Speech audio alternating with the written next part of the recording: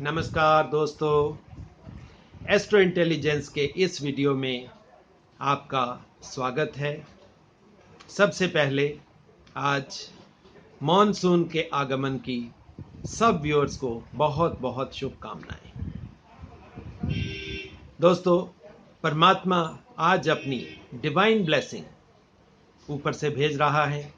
बाहर झमाझम बारिश हो रही है, मौसम बहुत खुशगवार हो गया है और जब मौसम खुशगवार हो जाता है तो मन तो दोस्तों प्रसन्न होगा ही, और जब मन प्रसन्न होगा तो उसके कुछ अच्छे रिजल्ट मिलने की संभावना और ज़्यादा बढ़ जाती है। दोस्तों, मन की बात मैंने क्यों की, इसके पीछे भी एक कारण है। वो कारण क्या है? पिछले वीडियो से हमने दोस्तों एक सीरीज शुरू की थी जो मन के साथ रिलेट करती थी। बृहद पराशर होरा शास्त्र के चैप्टर नंबर 37 से हमने मन यानी कि एस्ट्रोलॉजी में मन को चंद्रमा के साथ एसोसिएट किया जाता है। सो हमने चंद्रमा के योग ये सीरीज हमने शुरू की थी जो चैप्टर नंबर 37 बृहद पराशर होरा शास्त्र से लिए गए थे। दोस्तों, ये एजुकेशनल वीडियो है। ये एजुकेशनल वीडियो बनाने के पीछे मोटिव सिर्फ इतना है कि हम ऑथेंटिक वैदिक नॉलेज आपको, ऑथेंटिक शास्त्रों की नॉलेज आपको उसी रूप में आपके सामने रखें और विद एग्जाम्पल्स आपको समझाएं, एनालाइज करके आपको बताएं कि आप उन सूत्रों को, उन मंत्रों को कैसे आप इस्तेमाल कर सकते हैं। दोस्तों, पिछले वीडियो में हमने चैप्टर नंबर 37 से पहला, दूसरा और तीसरा सूत्र हमने समझा था। आज हम उसके बाद के चौथा, पांचवा और छठे सूत्र को हम समझेंगे। सो दोस्तों, इस अच्छे मौसम में मन में खुशी लेकर हम आज की वीडियो का शुरुआत करते हैं। आशा करता हूं कि ये वीडियो भी आपकी एस्ट्रोलॉजिकल नॉलेज, या अगर ये कहें कि वैदिक एस्ट्रोलॉजिकल नॉलेज बढ़ाने में सक्षम होगा। ये था दोस्तों चैप्टर नंबर 37, जिसके हमने पहला, दूसरा और तीसरा सूत्र हमने पिछले वीडियो में समझ लिया था, और आज हम चौथा, पांचवा और छठा मंत्र या सूत्र समझेंगे। दोस्तों, यहां पर आप थोड़े से कंफ्यूज हो रहे होंगे कि मैं बात कर रहा हूं चौथे सूत्र की। दोस्तों, एक्चुअली क्या होता है कि ये मंत्र कई बार क्या है, इन कंटिन्यूटी होते हैं, और कंटिन्यूटी को पूरा करने के लिए जब हम इसको ट्रांसलेट करते हैं तो इसको कई बार क्या है, जैसे दो मंत्रों का एक ही सूत्र बनता है तो हम ऐसे चलते हैं। जैसे पहले मंत्र का सूत्र भी एक ही बनता था तो इसीलिए उसको 1 नंबर दिया गया। अब दूसरे का आप देखोगे, दूसरा, तीसरा और चौथा, मतलब 3 मंत्रों का सूत्र एक बना। पांचवें का फिर एक सूत्र है, अब छठे का भी एक सूत्र है, फिर 7वें से 10वां एक सूत्र है, और 11वें से 13वां एक सूत्र है। अगर आप इसके ओरिजिनल वर्जन यानी कि जो संस्कृत में मंत्र लिखे गए हैं, अगर आप उनको देखोगे तो वहां पे आपको 13 मंत्र मिलेंगे, मगर 13 मंत्रों में से सूत्र जो निकल कर आते हैं वो 6 हैं। आज हम चौथा सूत्र यानी कि छठे मंत्र को समझेंगे जो चंद्रमा के साथ योग बनाए। सबसे पहले ऋषि पराशर इसमें क्या कहते हैं, अब आप सुनिए। Dhana Yoga should all the 3 benefits be in upachaya counted from Chandra. यानी कि वो ये कहते हैं कि तीनों बेनिफिक प्लैनेट, यानी जो अच्छे तीनों प्लैनेट हैं, वो 3 अच्छे प्लैनेट कौन कौन से हैं? सबसे 2 पहले अच्छे प्लैनेट हैं, दोनों गुरु, यानी कि गुरु बृहस्पति और गुरु शुक्राचार्य, या जुपिटर और वीनस, और उनके साथ थर्ड वन इज मरकरी, बुध। ये 3 अच्छे ग्रह काउंटेड फ्रॉम चंद्र, चंद्रमा से अगर इनकी काउंटिंग कर ली जाए, ठीक है, और इन उपचय हाउसेस, अब यहां पे मैं आपको अच्छे ढंग से समझा देता हूं कि उपचय हाउसेस दोस्तों कौन कौन से हैं। एस्ट्रोलॉजी में 4 उपचय हाउसेस होते हैं। वो कौन कौन से हैं? वो हैं तीसरा, छठा, 10वां और 11वां, ये 4 उपचय हाउसेस हैं। अब उपचय का मतलब क्या होता है ये भी मैं आपको समझा देता हूं। दोस्तों, उपचय का मतलब होता है बढ़ना, ग्रोथ, इंक्रीमेंट, एडवांसमेंट, बढ़ जाना चीज का। धन तो वैसे ही बढ़ने के साथ ही बढ़ता है, तो ये उपचय हाउसेस हैं। अगर अच्छे ग्रह, बेनिफिक प्लैनेट्स इन अच्छे घरों में आ जाएंगे, इन उपचय हाउसेस में आ जाएंगे, तो धन योग बनना निश्चित है और उससे धन में बढ़ोतरी होगी। और ये हमेशा मन के साथ यानी कि चंद्रमा के साथ ही होना निश्चित है। सूर्य के साथ अलग तरीके से दोस्तों योग बनते हैं, मगर जो मन के योग हैं या जो चंद्रमा के योग हैं, ये सबसे ज्यादा इंपॉर्टेंट योग है। अब ऋषि पराशर ने क्या कहा, धन योग कैसे बनता है? Should all the 3 benefics be in upachaya counted from Chandra, one will be very affluent. अगर तीन के 3 बेनिफिक प्लैनेट अगर उपचय हाउसेस में हैं, तो आदमी बहुत एफ्लुएंट है। With 2 benefics placed in 3rd, 6th, 10th and 11th, one will have medium effect in regard to wealth. If a single benefic is there, the wealth will be negligible. तो दोस्तों, ऋषि पराशर ने जो चीज अब कही, मैं उसको प्रयास करूंगा एग्जाम्पल या इलस्ट्रेशन के माध्यम से आपको समझाने की। दोस्तों, इस इलस्ट्रेशन में आप देखें कि उपचय हाउसेस कौन कौन से हैं। उपचय हाउसेस हैं 3rd, 6th, 10th and 11th। जो पहले हॉरोस्कोप में दिखाया गया है, पहले हॉरोस्कोप में यह बताया गया है कि चंद्रमा पहले घर में प्रेजेंट है और चंद्रमा से हमने काउंटिंग शुरू करनी है। चंद्रमा से तीसरा घर, छठा घर, 10वां घर और 11वां घर। अगर तीसरे घर में जुपिटर है, छठे हाउस में मरकरी है और 10th हाउस में वीनस है, तो ये कौन सा रिजल्ट बताएगा? ये बेस्ट वेल्थ यानी कि धन योग बनाएगा। सबसे अच्छा धन योग, तीनों के तीनों बेनिफिक प्लैनेट अगर 3, 6 और 10 या 11 इन हाउसेस में हैं, तो ये बेस्ट होगा। अब हम देखते हैं दूसरे हॉरोस्कोप को। उसमें यह बताया गया है कि अगर चंद्रमा से 2 उपचय हाउसेस में यानी कि छठे और 11वें हाउस में वीनस और जुपिटर हैं, तो ये मीडियम रिजल्ट है। और अगर 3, 6, 10, 11 में आप देखेंगे कि अगर एक बेनिफिक प्लैनेट होगा तो धन योग नेग्लिजिबल बनेगा। आशा करता हूं दोस्तों, इस इलस्ट्रेशन के माध्यम से आप अच्छे ढंग से इस चीज को समझ गए होंगे। अब दोस्तों, हम 5वां सूत्र समझेंगे। उसमें यह बताया गया है 3 योगों के बारे में। वो कौन कौन से हैं? वो है सुनफा योग, अनफा योग और दुर्धर योग। उसके बारे में ऋषि क्या समझाते हैं? If there is a graha other than Surya in second from Chandra, then Sunapha yoga is formed. ये समझना दोस्तों बहुत आसान है कि अगर चंद्रमा से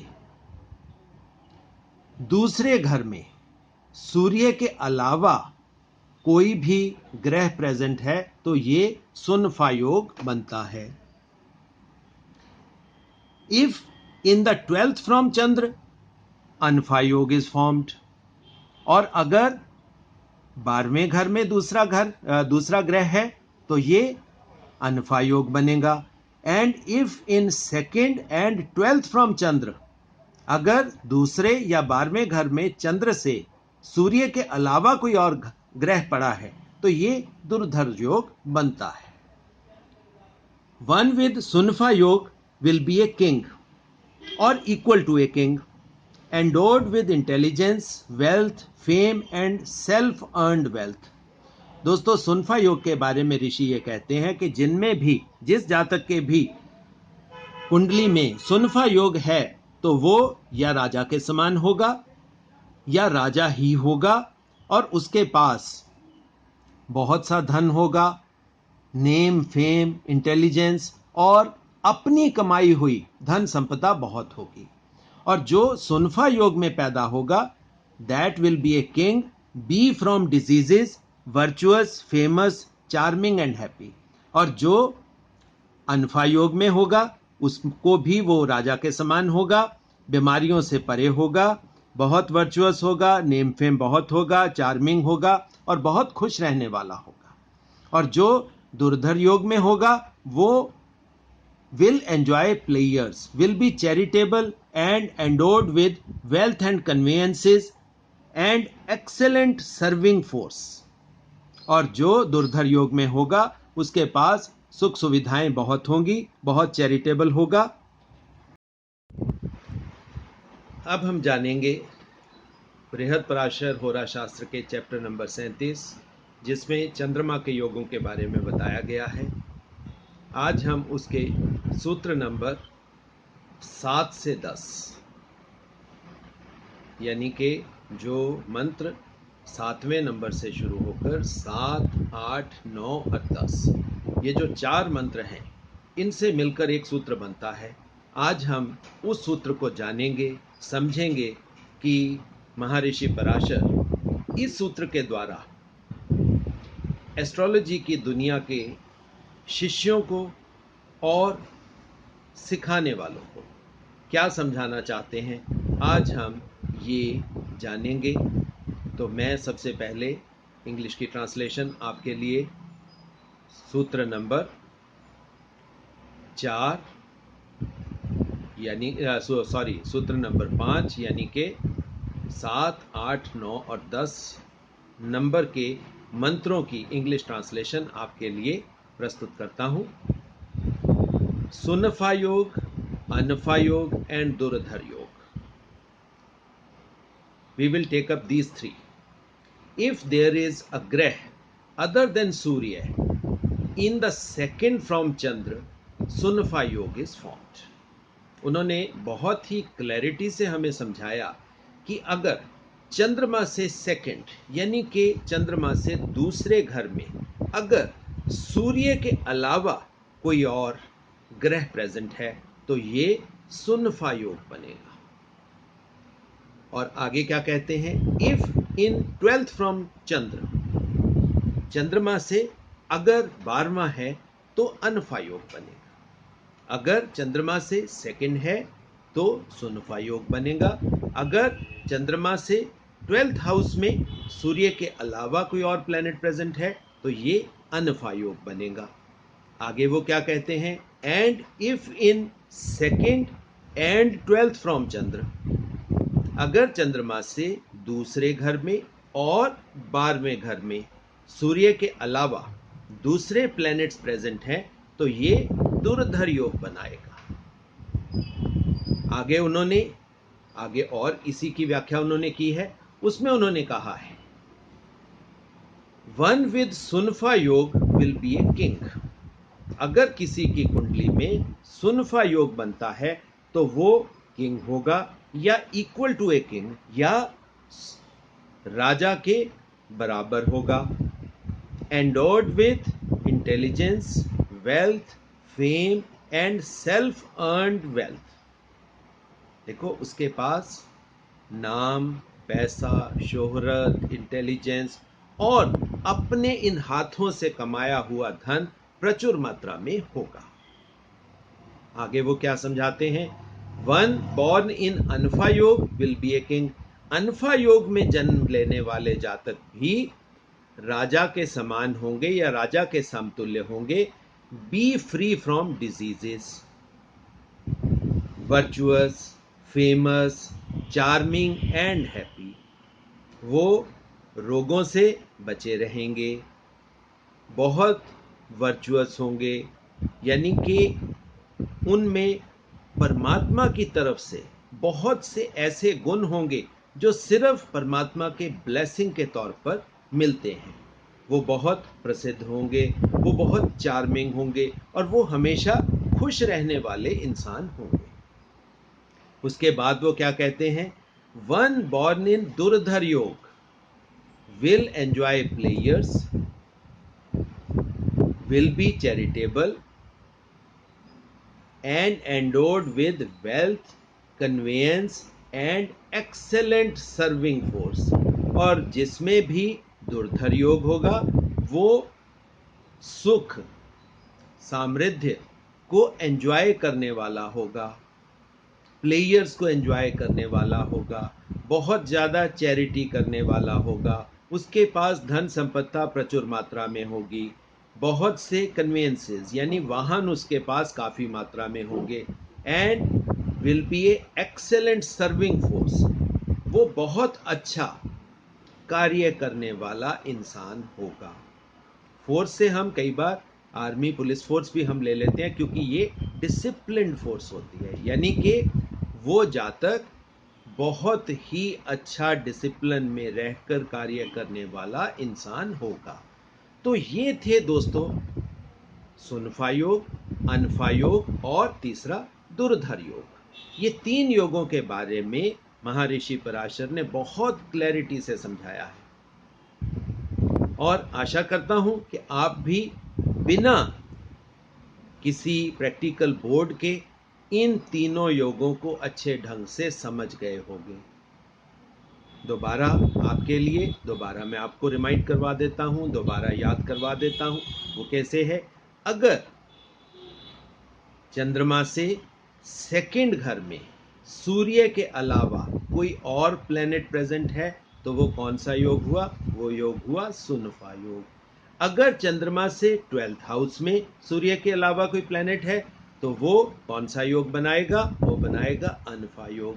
अगर सेकंड और 12th इन दोनों घरों में चंद्रमा से सूर्य के अलावा कोई और ग्रह प्रेजेंट हैं तो ये दुर्धर योग बनेगा। आशा करता हूं आप बहुत क्लैरिटी से इस चीज को समझ गए होंगे। अब दोस्तों, जो चंद्रमा के योगों में लास्ट महर्षि पराशर के द्वारा जिसको आखिरी जगह पे रखा गया है, वो आखिरी जगह पे क्यों रखा गया है, थोड़ा सा आइडिया आपको भी लग गया होगा। वो क्या है कि हमेशा आखिर में या तो बहुत अच्छी चीज को रखा जाता है या फिर बहुत बुरी चीज को रखा जाता है। दोस्तों, अब तक जितने योग मैंने आपको बताए, जो महर्षि पराशर ने बृहद शास्त्र होरा शास्त्र में रचे हैं, लिखे हैं, उनको उसमें कंपाइल किया है, मगर ये जो आखिरी वाला योग है दोस्तों, ये योग अच्छा नहीं है। और ये योग कौन सा है? इस योग का नाम है केमद्रुम योग। केमद्रुम योग। अब वो क्या है, आप इसको अच्छे तरीके से आराम से समझ लें। प्रयास करूंगा कि मैं आपको अच्छे ढंग से इस योग के बारे में भी समझा पाऊं। महर्षि पराशर क्या कहते हैं मंत्र में? उन्होंने कहा एक्सक्लूडिंग सूर्य, सूर्य से अलावा, एक्सक्लूडिंग सूर्य, देयर शुड बी नो ग्रह विद चंद्र। चंद्रमा के साथ कोई और ग्रह नहीं होना चाहिए। और in second and 12th from Chandra, दूसरे या 12वें घर से, चंद्रमा से दूसरे या 12वें घर से सूर्य के अलावा, सूर्य को छोड़कर कोई और ग्रह अगर नहीं है, ये पहली कंडीशन है दोस्तों। This is first condition. और उसके बाद उन्होंने कहा, क्या कहा है? और का मतलब होता है या। और इन ए केंद्र फ्रॉम लग्न, लग्न से केंद्र में। अब लग्न से केंद्र कौन कौन से होते हैं आप अच्छी तरह जानते हैं, फिर भी मैं आपको रिमाइंड करवा देता हूं। 1, 4, 7, 10, 1, 4, 7, 10। दोस्तों, इन केंद्र स्थानों को आप हमेशा याद रख लो। अगर केंद्र में चंद्रमा, आप मान के चलिए अगर फर्स्ट में है, मतलब पहले हाउस में है, तो उसके अगले केंद्र स्थान कौन से हुए? 4, 7, 10। तो इस तरह केंद्र को जाना जाता है। तो महर्षि पराशर क्या कहते हैं? अगर चंद्र से दूसरे या चंद्र से 12वें और केंद्र से, लग्न से केंद्र में, लग्न से केंद्र में 1, 4, 7, 10 में, तो केमद्रुम योग बनेगा। और आगे उन्होंने क्या कहा है? One born in Kemadruma yoga will be much reproached. will be bereft of intelligence, learning, reduced to penury and perils. उसके पास कुछ भी सुख समृद्धि के साधन नहीं होंगे, सारा जीवन गरीबी में बिताएगा और जहां पे होगा उसका नेगेटिव डाउनस्लाइड चलता रहेगा। उसका जो लोगों के अपस्विंग होता है उसके लाइफ में डाउनस्लाइड रहेगा। इंटेलिजेंस उसके पास बिल्कुल नहीं होगी, बुद्धि से वो बहुत क्षीण होगा, कुछ भी आप उसको सिखा दो वो नहीं समझ पाएगा।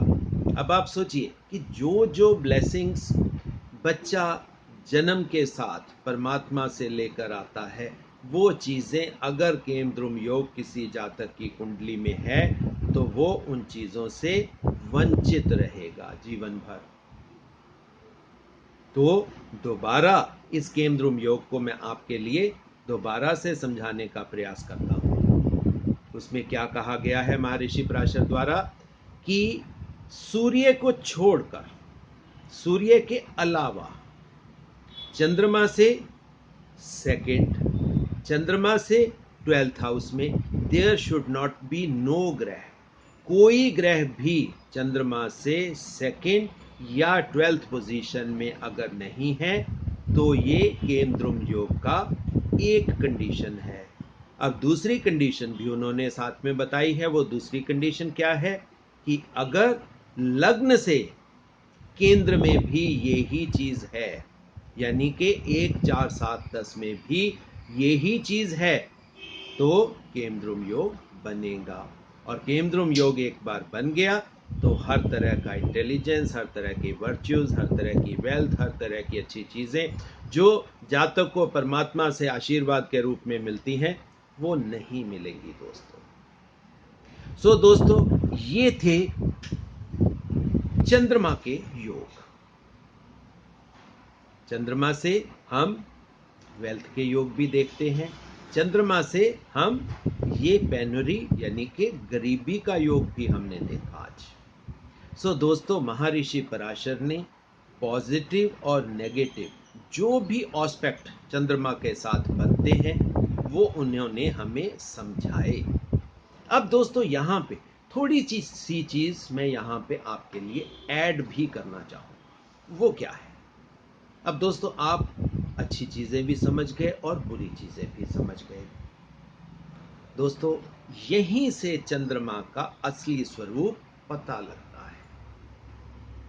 कि चंद्रमा, आप जानते हैं कि चंद्रमा जब धरती के इर्द गिर्द चक्कर लगाता है तो 15 दिन उसका शुक्ल पक्ष होता है और 15 दिन उसका कृष्ण पक्ष होता है।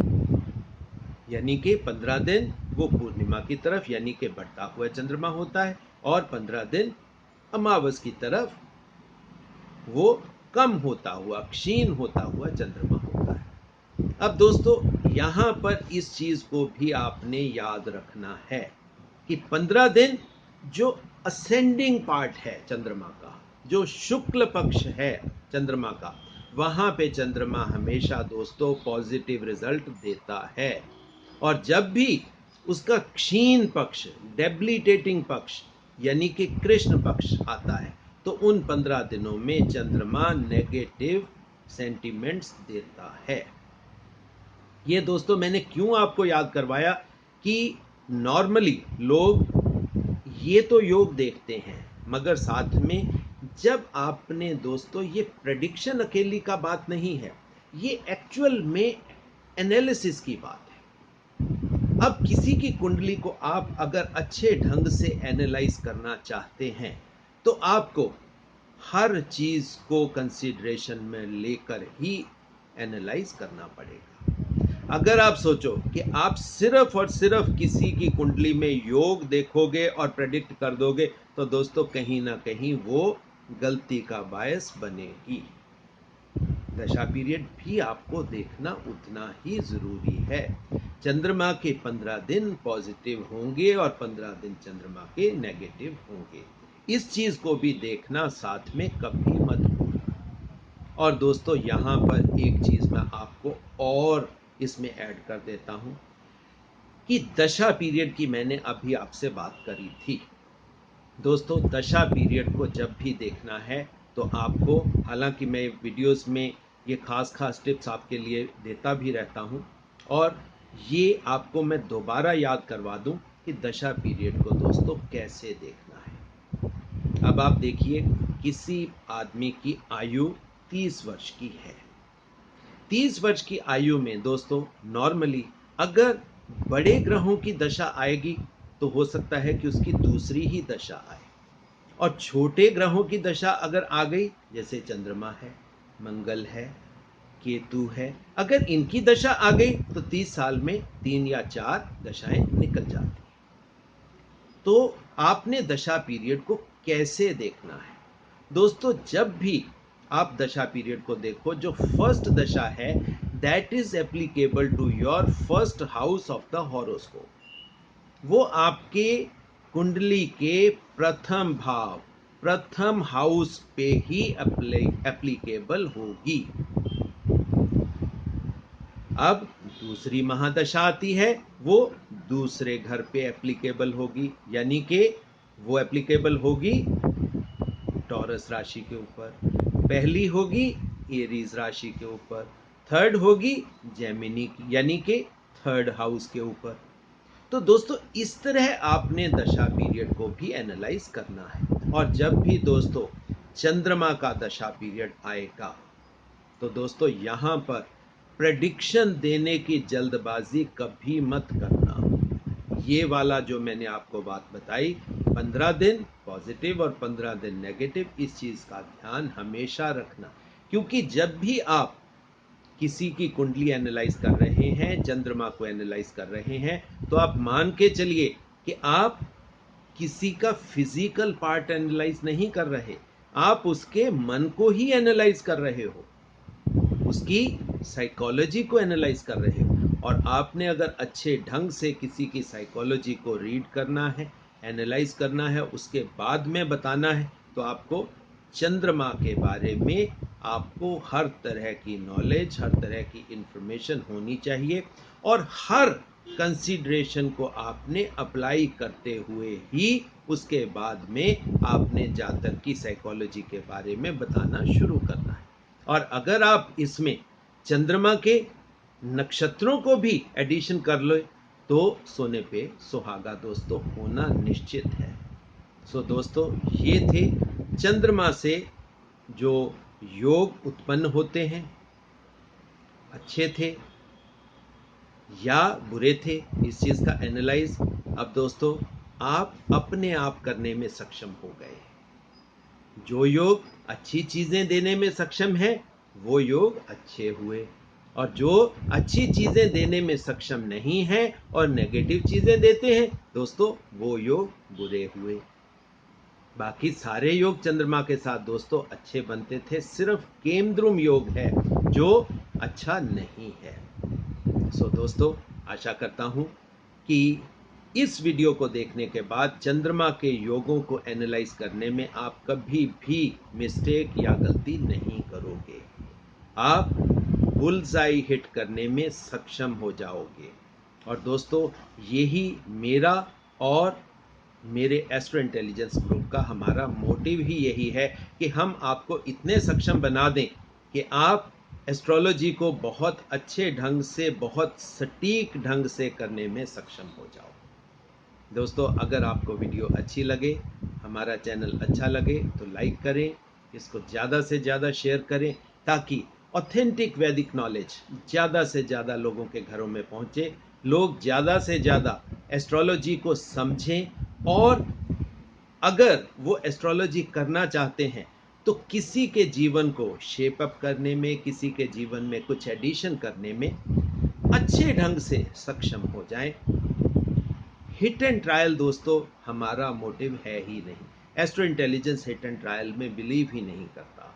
एस्ट्रो इंटेलिजेंस कहता है कि आप ऋषियों से चीज़ों को लीजिए, शिक्षा आपके पास उपलब्ध है, और हम जैसे जितने हमारे गुरु थे उन्होंने हमें शिक्षा दी, जितनी अच्छी किताबें हैं वो भी दोस्तों गुरु ही हैं, और किताबें और इंसान, इनसे जितनी शिक्षा आप ले सकते हो आप लो, और जब आपको लगे कि आप भी कुछ लेवल तक सक्षम हो गए हो तो आप भी इस शिक्षा को और आगे बांटो।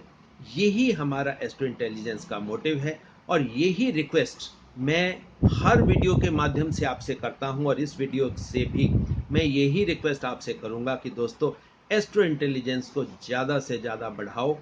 और अगर आप चाहते हैं मैं किसी पर्टिकुलर सब्जेक्ट्स के ऊपर वीडियो बनाऊं तो आप मेरे को अपनी सजेशंस भेजिए। आशा करता हूं कि आपका ये जो सफ़र है एस्ट्रो इंटेलिजेंस के साथ ये काफ़ी हद तक सुखद रहा होगा, और प्रॉमिस करता हूं कि ये और ज़्यादा सुखकर होने वाला है। इसी आशा के साथ मैं वाणी को विराम देता हूं। धन्यवाद दोस्तों।